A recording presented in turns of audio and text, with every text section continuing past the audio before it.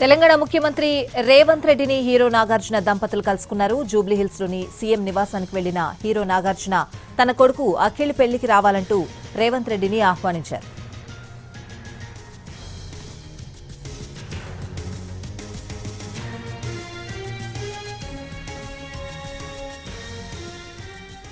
తెలంగాణ ముఖ్యమంత్రి రేవంత్ రెడ్డిని హీరో నాగార్జున దంపతులు కలుసుకున్నారు. జూబ్లీహిల్స్ లోని సీఎం నివాసానికి వెళ్లిన హీరో నాగార్జున దంపతులు తన కొడుకు అఖిల్ పెళ్లికి రావాలంటూ రేవంత్ రెడ్డిని ఆహ్వానించారు.